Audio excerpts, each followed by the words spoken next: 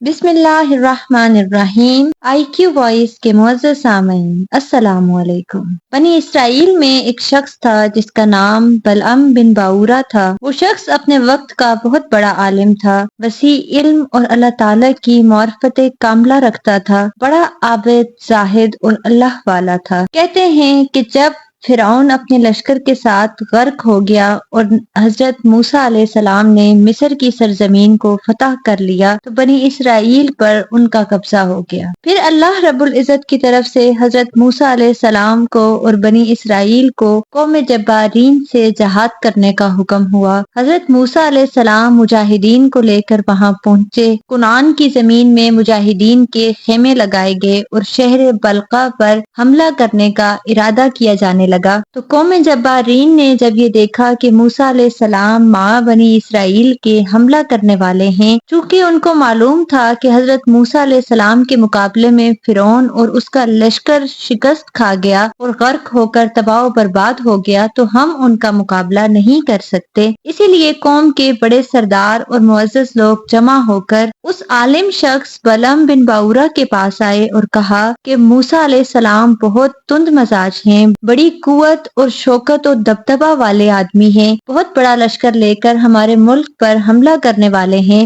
آپ سے ہماری یہ التجا ہے کہ آپ دعا کر دیں کہ وہ واپس چلے جائیں اور ہم سے مقابلہ نہ کریں۔ بلعم بن باورا نے جواب دیا، ایسا نہیں ہو سکتا، وہ تو میرے ہم مذہب ہیں، جو ان کا دین ہے وہی میرا دین ہے، میں ان کے حق میں کیسے بد دعا کر سکتا ہوں؟ میں جانتا ہوں وہ اللہ تعالیٰ کے نبی ہیں اور ان کی مدد کے لیے اللہ کے فرشتے اور ایمان والے ان کے ساتھ ہیں۔ اگر میں نے بد دعا کر دی تو دنیا اور آخرت میں برباد ہو جاؤں گا، دونوں جہان میں رسوائی و ذلت ہوگی۔ جب لوگوں نے بہت اصرار کیا تو بلعم نے کہا، اچھا میں رب سے ان کے بارے میں معلوم کر لوں کہ ان کے لیے بد دعا کرنے کی اجازت ہے یا نہیں۔ حسب معمول بلعم نے استخارہ یا کوئی عمل کیا۔ خواب میں بلعم کو بتایا گیا کہ موسیٰ علیہ السلام اور ان کے کفر شکن مجاہدین کے لیے ہرگز بد دعا نہ کریں۔ بلعم نے اس استخارہ کے بعد صاف انکار کر دیا کہ مجھے بد دعا کرنے سے سختی کے ساتھ روک دیا گیا۔ بعض روایات کے مطابق شاہ بلقا نے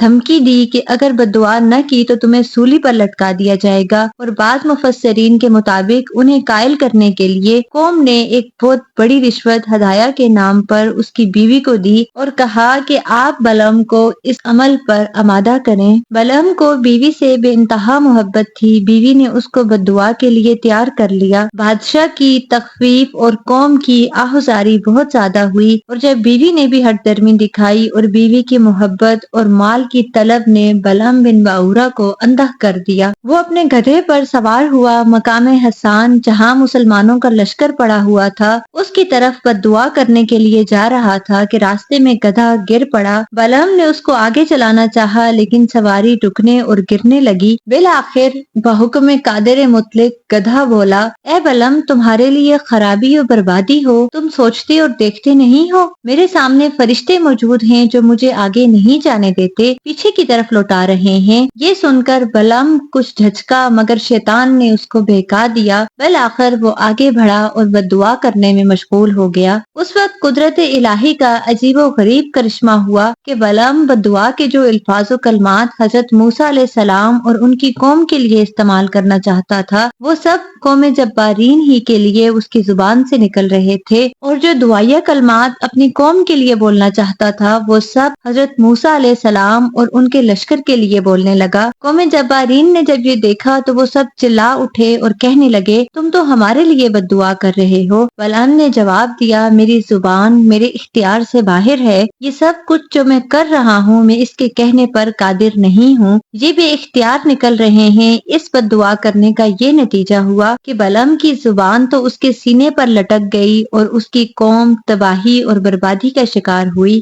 جب بلعم بن باورا نے دیکھا کہ میری دنیا و آخرت برباد ہو گئی ہے، اس نے اپنی قوم سے کہا، میں ایک ہیلا کرتا ہوں اور ایک مکر و فریب تمہیں بتاتا ہوں، تم اس کو اختیار کر لو تو شاید تم موسیٰ علیہ السلام اور اس کی قوم پر غالب آ جاؤ۔ بلعم نے اپنی قوم کو موسیٰ علیہ السلام اور ان کے لشکر پر غالب آنے کے لیے ایک چال بتائی۔ بلعم نے اپنی قوم کے سامنے یہ تجویز پیش کی کہ تم اپنی حسین اور خوبصورت لڑکیوں کو بیوپاری اور تاجروں کی شکل میں मुजाहिदीन के लश्कर में भेज दो और उन लड़कियों से कहो अगर बनी इसराइल का कोई आदमी तुमसे छेड़खानी करे तो तुम मना न करना। बलम समझ रहा था कि ये मुजाहिदीन बड़ी लंबी मुद्दत से अपने बीवी बच्चों से अलग हैं, मुसाफिर हैं, वतन से निकले हुए तवील अरसा गुजर गया, उनको बदकारी में मुब्तला हो जाना बहुत आसान है। वो जानता था कि ये लोग बदकारी और ज़िनाकारी में फंस गए तो वो हरगिज कामयाब और कामरान नहीं हो सकेंगे। चनाचा लड़कियों को तैयार करके भेज दिया गया और सोए इत्तफाक के बलअम की ये चाल कुछ काम कर गई। एक इसराइली एक लड़की के साथ ज़नाकारी के गुनाह में मुलव्वस हो गया। हजरत मूसा अलैहिस्सलाम ने उसको बहुत रोका मगर ना माना।